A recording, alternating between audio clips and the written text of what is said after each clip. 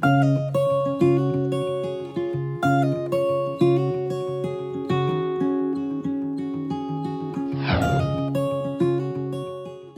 I am the co-founder and executive director of Passant. Basically what we do is interactive, discussion-based health education in classrooms and organizations in Bangalore and beyond. And it is a homegrown program that we have developed using human-centered design based off the questions that students in Bangalore have asked us, and then we responded to them. But it was a really, really, really long journey to get there. So I'm going to tell you a little bit about that journey today. The first warning is I'm going to be talking about menstruation, periods. So it is a sensitive topic, and we have a lot of men in the room. So I encourage you to put the men and menstruation and come into the conversation with an open mind. And we're going to start with a little activity. OK, it's called fact or fiction. So I'm going to read you guys a statement. If you think it's a fact, raise your hand, then put them down. If you think it's a fiction, then raise your hand, put it down. And this will kind of get us relaxed and into the topic that we're going to discuss. OK, so fact. The cycle of life is dependent on menstruation. Who thinks it's true? OK, hands down. Who thinks it's false? All right. Well, it's mostly true, because if we didn't have menstruation, then we wouldn't have fertilization, and we wouldn't have babies. And if we didn't have babies, then the world as we know it would cease to exist. So it's a little bit of a superpower that us ladies have, I like to say. OK. So I'm an economics grad. I like stats. I like case studies. I was a consultant. So I did a little bit of a case analysis when I saw everybody in the room today. So 1 in 20 people in this room are probably having their period right now. Do you think it's true? Who thinks it's true? OK. Who thinks it's false? All right, yeah, it's false. It's probably 1 in 8 or 1 in 10, because the average women in the room are about 18 to 52. And that's right in the peak age, because average age of menopause is 47 to 53. So we're right there about 1 in 8. So it's something that everybody can relate to, because even if you're not ladies, you're here because of this great thing. OK, so the average age of menarche, or the first period, in India is 13. Who thinks that's true? All right, rock stars. Who thinks it's false? Nobody? Yeah. So it's 13. In the US, it's 12. It just depends on the country, and it depends on kind of our diet and how much fat has been in our food that we've been eating and for how long. It has this really cool evolutionary backstory, and if anybody's a biologist, I'd love to chat with you after about it. OK.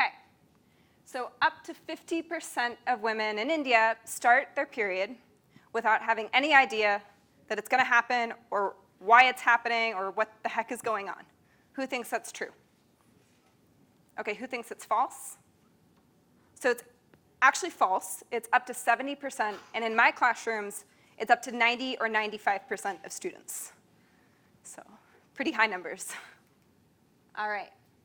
Last one. 1 in 7 incidents of cervical cancer in the world occurs in India. Who thinks it's true?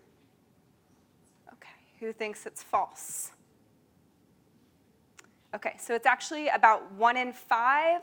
Some reports even say 1 in 4. So really, really high. And we'll kind of, as we journey through the talk today, start to delve into some topics about why this might be. OK, so I think to understand why I'm here talking to you about what I am, you have to understand a little bit of my backstory. So I was born and raised in rural Alaska in a tiny little town called Esther. So Alaska looks like this. And if you put your hands smack in the middle, that's where I'm from. And I grew up in a little cabin. You can see there me with some of my family that my dad built. So you can see it down there in this blurry picture. And my dad's an electrician. My mom works in special needs. And my brother and I are first generation to go to college. So everybody finished high school, but after that, the elder generation's no education. But because of that, my family was pretty strong on education as number one. This is actually my house at 2 p.m. On like a November afternoon. So you can see it's about ready to get dark, which is kind of crazy. Yeah, and then this is just me and my sister having fun. So why does my background play a part? So I grew up when I was little without electricity, without running water. We got Wi-Fi 3 years ago, and if you watch a YouTube video that's 10 minutes long, it taps out for 24 hours. So definitely no Netflix and no streaming at my house. And my family was pretty conservative religiously and politically. But I had a unique growing up experience in that my parents were incredibly open about all the body changes that were happening to me. So I'll tell you a little story. I was 11 years old and I was wearing white pants. Some of the ladies know where this is going. I was standing in a restaurant in line at a fast food place, and my mom noticed I had a stain, and she rushed me to the bathroom, and she starts to scrub my pants, and she's like, oh my gosh, you started your period. And I had kind of heard from older cousins and my mom, okay, what was happening, and then I was like, oh, it's real, I'm really young. And my mom was like, it's gonna be fine, it's totally fine. She took me to the store, she bought me all the things. And later that night, my father, this really conservative, kind of like curmudgeon-y old guy, was like, family, we have an announcement to make.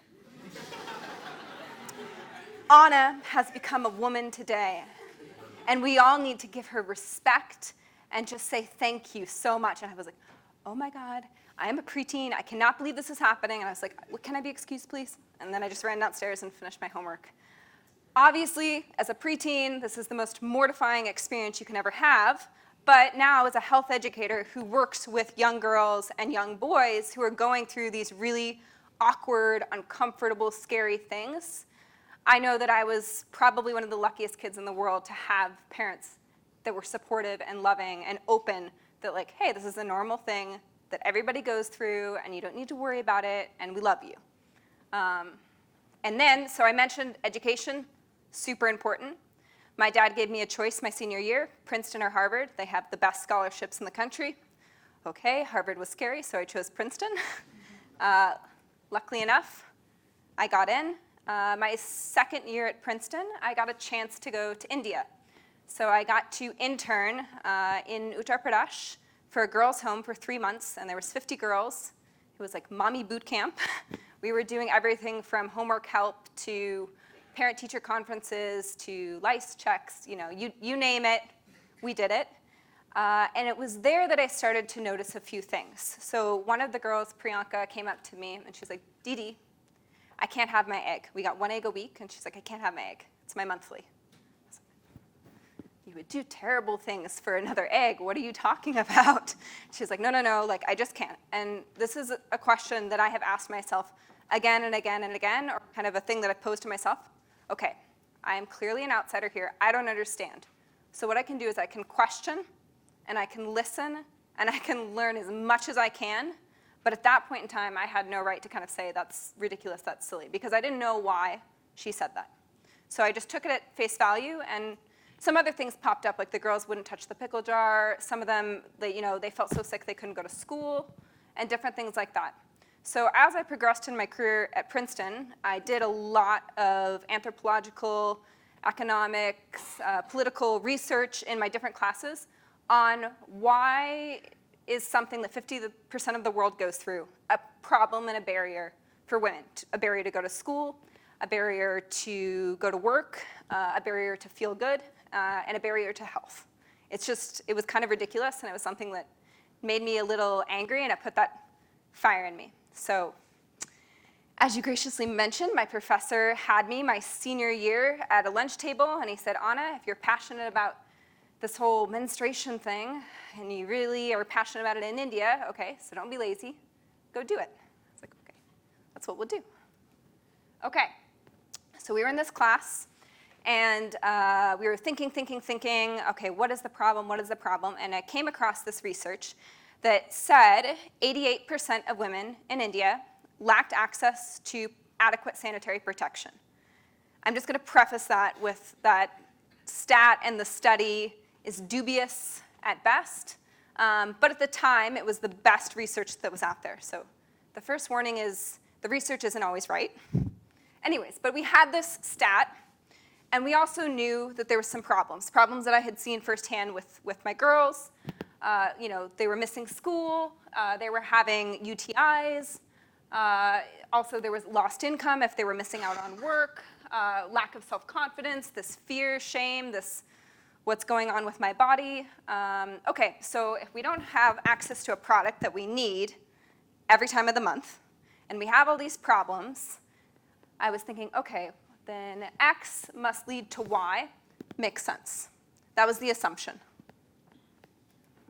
So we came up with this product, which is a sanitary pad that was biodegradable using banana fiber. So when you harvest bananas, you strip the trees of all this fiber, and you have all this excess fiber, and it gets burned. So why not burn it? Why not make sanitary pads? Brilliant. And also, part of this educational messaging, part of this, okay, you don't have eggs, or you're not eating eggs. You should eat eggs because it's a good source of protein. How can we kind of integrate health messaging with product design? So we had this product. South India is like a huge producer of bananas. India is the #1 producer of bananas in the world. It all made sense. We pitched it at a few competitions. We won some money. Things were great. We were moving along for about a year and a half. Okay, mistake number 1. Not an engineer. My co-founders, not engineers. Doesn't mean that we couldn't have solved it, but that was like the big barrier. We were trying to get engineers on board to help us actually go from prototype to product, and it just was failing again and again, and I think it was the universe sending us a sign. But we sat down and we had a hard talk about what we were. Okay, we were curriculum developers. I had a background in curriculum development from some other jobs. We had a gynecologist on board and a daughter of a gynecologist.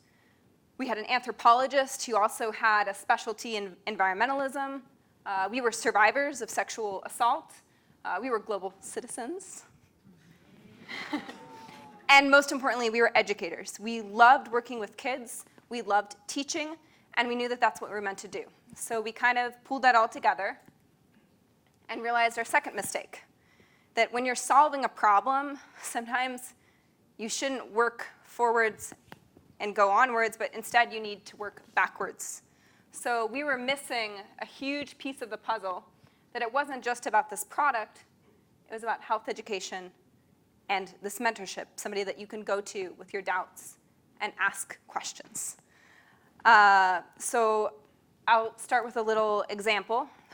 So one day I was, like 2 months ago, I was driving my scooter along, because I drive an Activa here, which makes me a little bit insane, I think. And I was going to this village, Gotagiri, off Bannergata Road. And I drive up, I see a sign for a school, and I'm like, oh, okay, school. Driving along, pull up, and I go and meet with the principal. And I just, briefly pitch what we do, and she's like, this is great, we have a problem. When girls get their first period, they leave school. Okay, I'm gonna leave that up there. And in our old way of thinking, we would have thought, okay, girls leave school, get them the product, problem solved. However, that definitely wasn't the case. She followed that statement with, they don't come to school because their parents are really afraid that once they've become a woman, they're going to be subject from lots of maybe assault. Also, there's a lot of different traditions around this. And so as the principal kept talking to us, we realized that a product wouldn't have solved that problem, but rather a more comprehensive and well-rounded approach to work with the parents and the schools and the students to get them to feel empowered that they have information and they can make choices.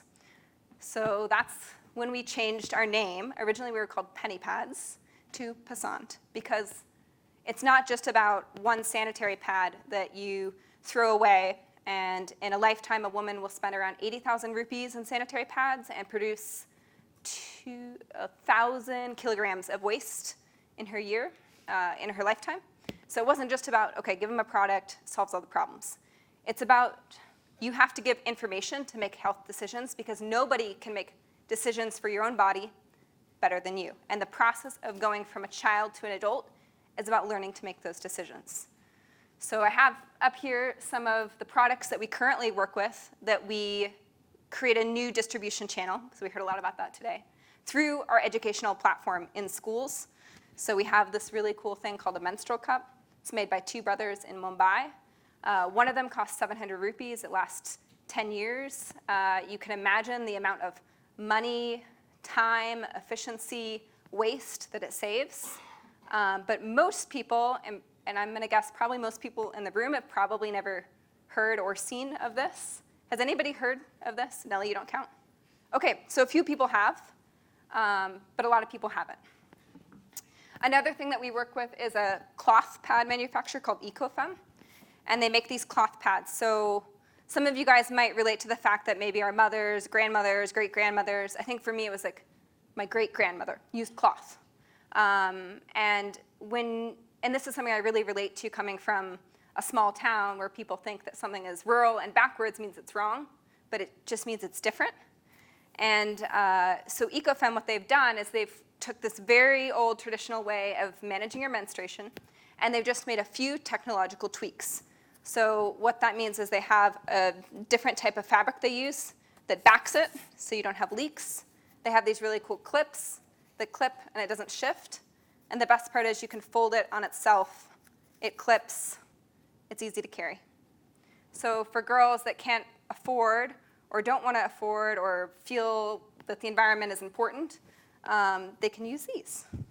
So these are just some of the different choices that we offer to our students, which kind of goes all back to the name, Passant. Okay, so current solution, I have like around 10,923, because after we scrapped the idea that, okay, we're not making products, we're not going to be manufacturers, rather we are going to create this curriculum that is for the students and by the students and help them kind of make their own health decisions around puberty, menstruation, safety, self-awareness, like you name it, we try to touch on it in our 3-part curriculum. So we started with our girls' curriculum, and this is one of our schools here, BBMP in Hosor. And that was kind of what we did for the first 6 months. And then we realized, okay, so are we really tackling the problems of gender equality that we care about if we're ignoring that other half of the population, boys? No, we're not. So that's when we started to develop our boys' curriculum.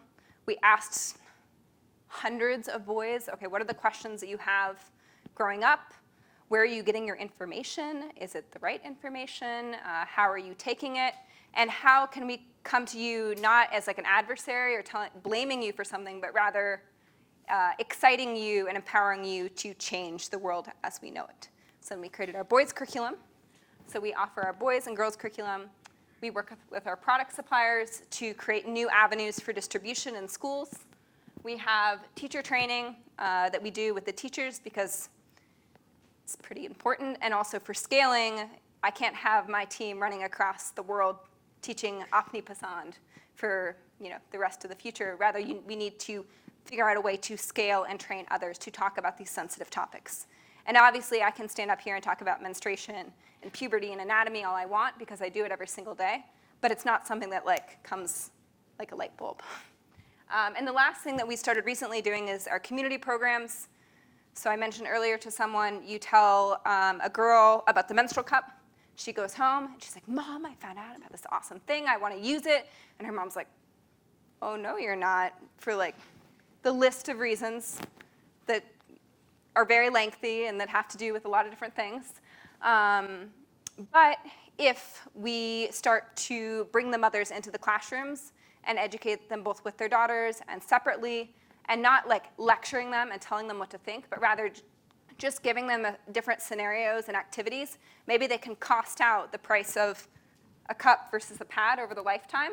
And then that actually lets them make their own decisions and come to the conclusions. So we started doing a lot of community programs recently.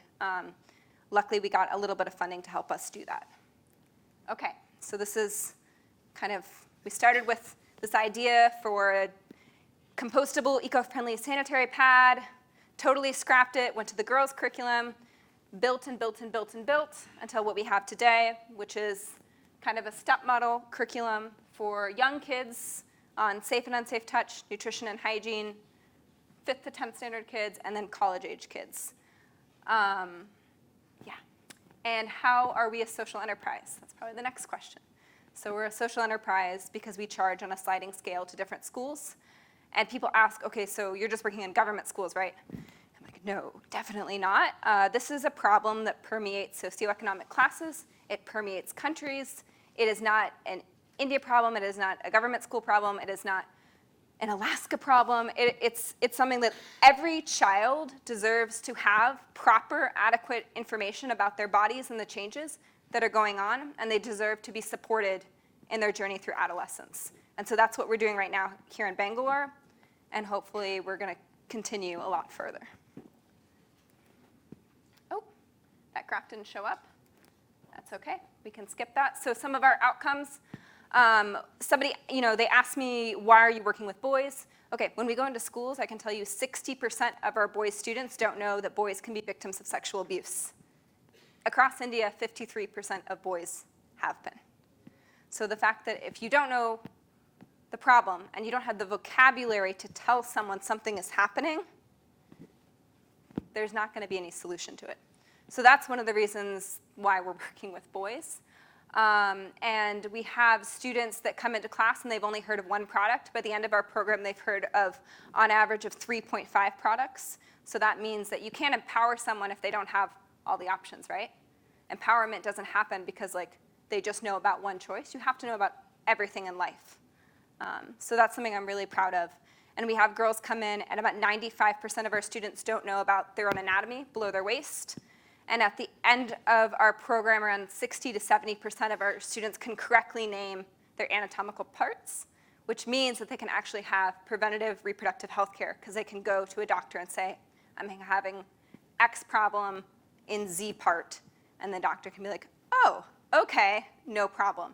Rather than one of my associate directors' grandmothers who had cervical cancer and went in with stomach pain, and because of a delay in identifying the problem, it unfortunately was too late. So giving kids the tools to identify and self-help.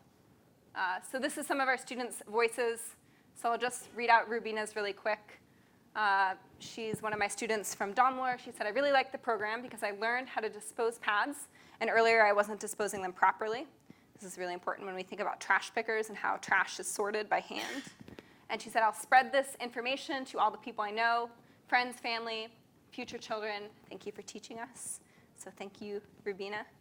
And I think that it's things like this that keep us going every day. So I know I have 1 minute, and I went through this really quick. I'm sorry if I spoke quickly. But at the end of every program I do with any students, at the end of the whole course, I make them stand up. So I'm going to make everyone stand up. So there's this researcher at Harvard, and she has concluded that this thing called power posing, especially for women, can actually help improve your self-confidence. So if you guys do some of these poses for 15 minutes, before an interview, you guys are going for jobs soon maybe, or just in the morning in front of the mirror, it actually is proven to improve your self-confidence and awareness. So I want everyone to put your hands on your hips, and you have to stand with your feet hip width apart, and your core really strong. So if I came up and pushed you, you wouldn't move. Okay, now everyone repeat after me. I am awesome. I am awesome. Okay, I didn't really believe that. One more time. I am awesome. I am awesome. Okay, now hands straight out apart, really strong. Get a good stretch in. Now say, I am brave. I am brave. One more time. I am brave. Okay, and the last one, we call it Superwoman pose. Hands up straight. I am strong. I am strong. Okay, now super, super loud. It's our last one. I am strong. I am strong. Awesome. Now you guys can shake it all out and sit back down. And that's the end of the talk. Quick plea to action is we're hiring, and we're always looking for schools, and this is something that every kid deserves to have. So if you guys are interested, please grab me after the talk.